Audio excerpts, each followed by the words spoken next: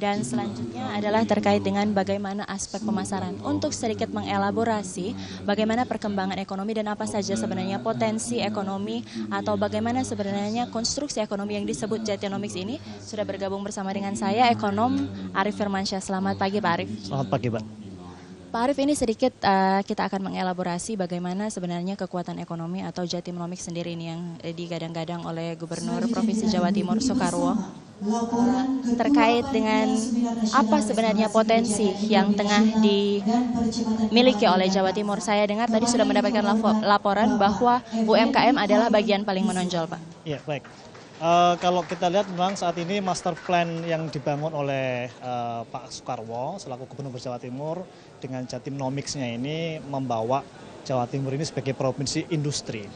Dan memang kita lihat Jawa Timur memang dijadikan sebagai proyek nasional untuk bisa berhasil dalam industrialisasi. Akan tetapi kita juga perlu memperhatikan bahwa industrialisasi ini tidak hanya memperhatikan industri besar saja, tapi juga harus memperhatikan industri yang sektor yang UMKM dan juga agroindustri yang lainnya. Harapannya dengan industri ini jangan sampai Jawa Timur ini malah menjadi provinsi yang tinggi urbanisasinya dari daerah ke perkotaan.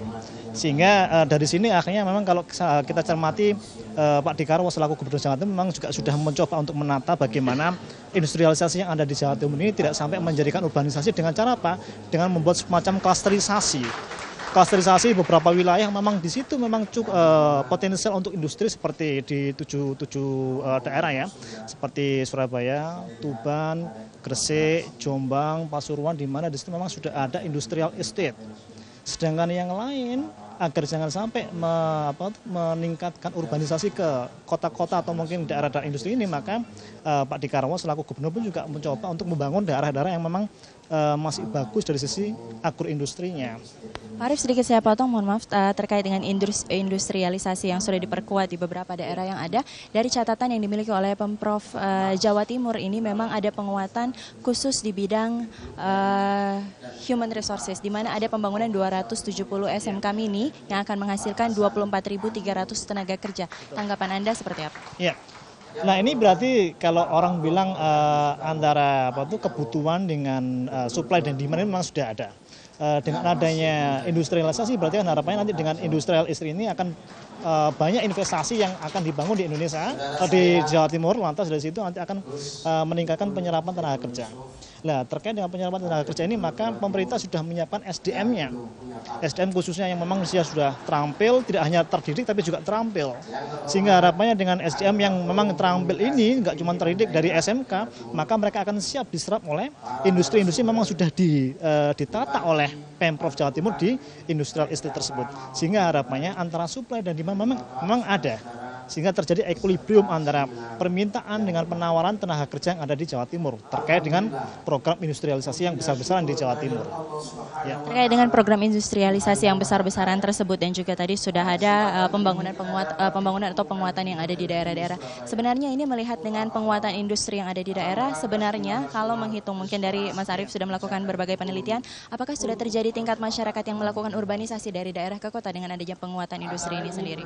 Iya, memang ya sempat sedikit ada urbanisasi dari pedesaan ke perkotaan, namun ini sudah dicoba untuk ditanggulangi atau dicegah sedini mungkin oleh Pemprov Jatim dengan mencoba untuk menghidupkan daerah-daerah yang lain seperti kita lihat Banyuwangi, lantas juga ada Malang, terus kawasan Matraman seperti Pacitan, seperti daerah Madiun atau Pacitan atau Karesdian Kediri juga sudah mulai dibangun dari sisi agroindustrinya dan juga sektor-sektor industri yang memang di situ masih menyerap tenaga kerja.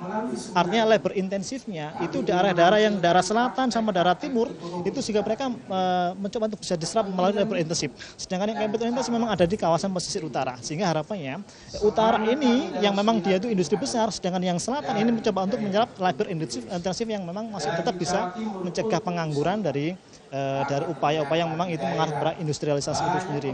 Sehingga jangan sampai urbanisasi yang dari daerah selatan masuk ke utara melalui upaya pembangunan di kawasan selatan maupun kawasan timur seperti Banyuwangi sampai Pacitan tersebut. Ini yang bisa kita lihat upaya yang dilakukan oleh Pemprov Jatim melalui Gubernur Soekarwo ini untuk mencegah urbanisasi seiring dengan industrialisasi. Meski memang sempat ada upaya urbanisasi dari desa ke kota, tapi ini sudah bisa ditanggulangi dengan baik oleh Pemprov Jatim bersama dengan Gubernur Soekarwo. Sebenarnya melihat potensi yang ada di Jawa Timur sendiri, apa produk lokal yang paling menjadi unggulan dari Provinsi Jatim terkait dengan industrialisasi UMKM tersebut? Iya, saat ini kalau kita cermati memang industri yang masih cukup tinggi kalau di Jawa Timur seperti industri tembakau. Ya, industri yang memang masih ada kaitannya dengan perkebunan, ya, jagung, lantas juga industri tembakau. Sedangkan industri yang terkait dengan rumah tangga dan sebagainya memang masih perlu didorong lagi. Harapannya memang kita ketahui sendiri kenapa kok industri yang terkait dengan sektor pertanian, industrialisasi memang sektor pertanian yang memang masih dibesarkan di Jawa Timur, karena memang kita tahu bahwasanya pemerintah pusat menjadikan Jawa Timur ini sebagai provinsi yang harus punya kemampuan bisa memenuhi kebutuhan pangan nasional, sehingga PR-nya Jawa Timur ini nggak cuma memenuhi kebutuhan pangan domestik Jawa Timur, tapi juga memenuhi kebutuhan pangan nasional. Maka dari itu Pemprov Jawa Timur mencoba untuk industrialisasinya memang ditekankan pada produk-produk yang memang menghasilkan pangan. Nah, harapannya nanti dari situ bisa memenuhi produk Jawa Timur sendiri, termasuk juga produk-produk pangan yang di nasional. Setelah itu baru berikutnya yang lain, yaitu mulai industri tembakau, industri perhotelan, pariwisata dan sebagainya. Itu. Kalau memang kita lihat di situ. Lantas yang kedua juga industri yang terkait dengan under license yang ada di Jawa Timur, seperti kalau kita cermati produk-produk yang memang dari Jepang atau mungkin produk-produk dari luar yang memang ada di Jawa Timur, lantas dibuat di sini untuk bisa diekspor di luar Jawa Timur, termasuk juga di luar negeri. Ini yang kita bisa melihat bahwasanya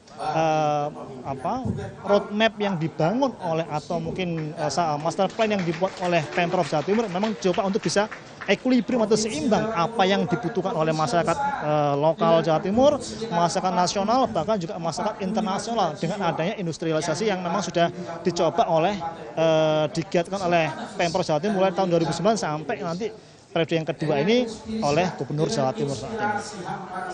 Baik, nah ini yang bisa kita menilai apa yang sudah diupayakan oleh Pemprov Jawa Timur melalui konsep Jatimnomics-nya ini, yang harapannya dengan Jatimnomics ini memang menjadi kiblatnya pembangunan Indonesia, khususnya di wilayah-wilayah di luar Jawa Timur itu sendiri. Ya. Sedikit Mas, satu lagi pertanyaan terkait dengan bagaimana sebenarnya ini ada inovasi baru yang dilakukan oleh Pemprov Jawa Timur, yaitu terkait dengan pembangunan atau pendirian 26 kantor perwakilan dagang. Apa sebenarnya yang menjadi keuntungan dari inovasi yang dilakukan oleh Pemprov Jawa Timur tersebut? Ya. Kita memang bisa melihat 5 tahun terakhir ke belakang itu Pemprov Jawa Timur bisa dinilai mampu ada peningkatan ekspor, tapi ekspor yang lebih banyak ekspor ke wilayah di luar Jawa Timur. Meski memang ekspor Jawa Timur ke luar negeri itu masih lebih kecil daripada impor yang dilakukan. Artinya ada defisit ya, defisit neraca perdagangan. Tapi untuk defisit untuk yang perdagangan antar pulau, maka Jawa Timur ini mengalami surplus yang sangat besar. Inilah yang kalau kita cermati melalui 26 kantor perdagangan di wilayah-wilayah yang lain itu menjadi satu upaya untuk bisa meningkatkan ekspor Jawa Timur ke wilayah lainnya. Baik Mas Arief, pemirsa kami masih akan terus membahas terkait dengan apa saja sebenarnya potensi ekonomi dan bagaimana konstruksi Jatimnomics, dan nantinya juga akan ada penyampaian atau keynote speaker yang akan disampaikan oleh Ketua Umum Partai Nasdem Surya Paloh sesaat lagi setelah jeda iklan berikut ini.